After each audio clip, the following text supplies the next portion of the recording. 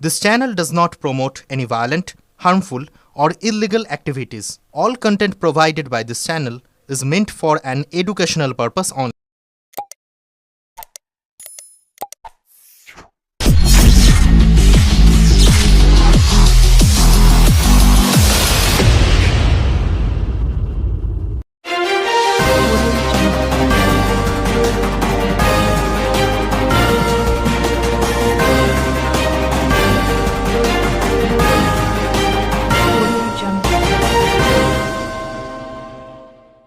এখনো বেতন হয়নি, ঝুড়ি কোদাল ফেলে পৌরসভার বিক্ষোভ সাফাই কর্মীদের। বাঁশবেড়িয়া পৌরসভার chairman Tapas Mukhopadhyay, vice chairman শিল্পী চ্যাটার্জি সহ কয়েকজন কাউন্সিলর পদত্যাগ করেছেন ইতিমধ্যে। চেয়ারম্যান চলে যাওয়ার আগে সাফাই কর্মীদের জানিয়ে গিয়েছিলেন তাদের বেতন সময়ে হবে, তাদের জন্য 2 কোটি টাকা রাখা আছে। আগে মাসের 7 তারিখে বেতন হতো, তারপর মাস শেষ হয়ে গেলেও হয় না। প্রতি মাসে বেতনের জন্য বিক্ষোভ করতে হয় সাফাই কর্মীদের। বাধ্য হয়ে তারা গতকাল থেকে কাজ বন্ধ করে দিয়েছে। আজ বাঁশবেড়িয়া পৌরসভার গেটে জড়ো হয়ে তাদের দাবি জানাতে থাকে। সাফাই কর্মীরা জানান, মাসে 6,000 টাকা দেওয়া হয় তাদের, কোনো সামাজিক সুরক্ষার ব্যবস্থা নেই। সময়ে বেতন না পেলে ঘর পরিবার চালানো সমস্যা হয়ে যায়। গত মাসে যখন বিক্ষোভ হয়েছিল তখন সপ্তগ্রামের বিজেপি বিধায়ক স্বরাজ ঘোষ পৌরসভায় গিয়ে আধিকারিকদের সঙ্গে বৈঠক করেছিলেন, একটা সুরাহার ব্যবস্থা করার কথা বলেছিলেন। এখন সেই বিধায়কের দিকেই তাকিয়ে অভিভাবকহীন পৌরসভার সাফাই কর্মীরা। ব্যুরো রিপোর্ট, আমার কলকাতা নিউজ। সমস্যা আজকে কি আন্দোলন? মাইনে করি হচ্ছে না বলে জন্য আন্দোলন করছি আমরা।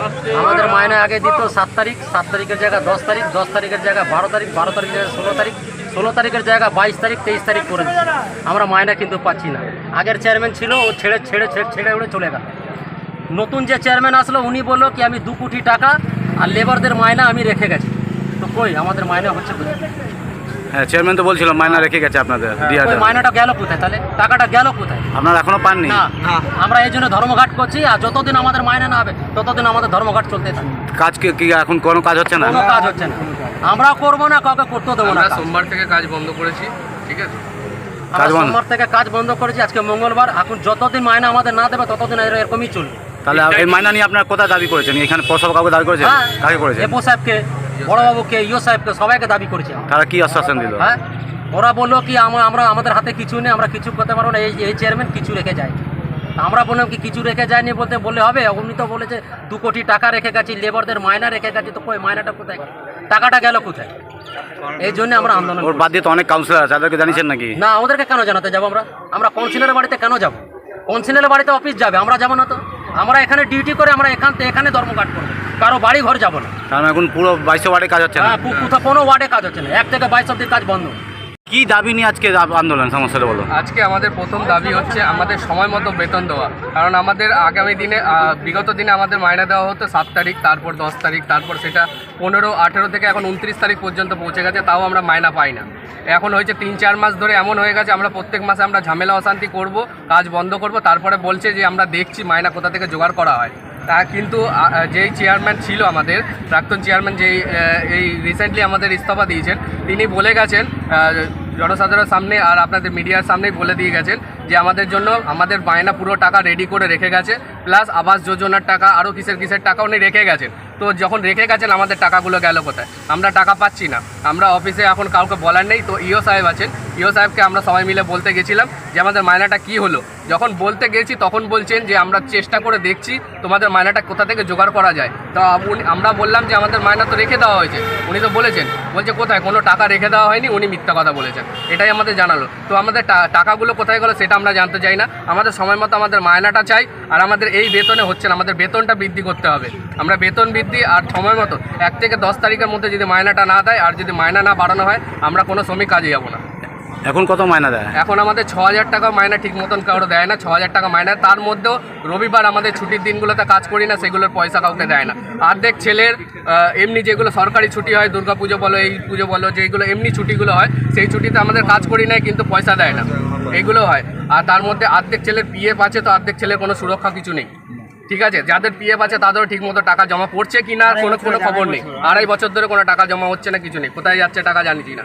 আর যারা আছে তাদেরকে অনেকবার টাকা কাগজপত্র জমা নিয়েছে, ডকুমেন্ট কী করছে জানি না, ডকুমেন্ট নিয়ে হয়তো উনুনে জাল দিচ্ছে আর রান্না করছে, কিন্তু আমাদের মায়না আমাদের কোনো সুরক্ষার কিছু করা হচ্ছে না, প্লাস আমাদের মায়নাই দিতে পারছে না।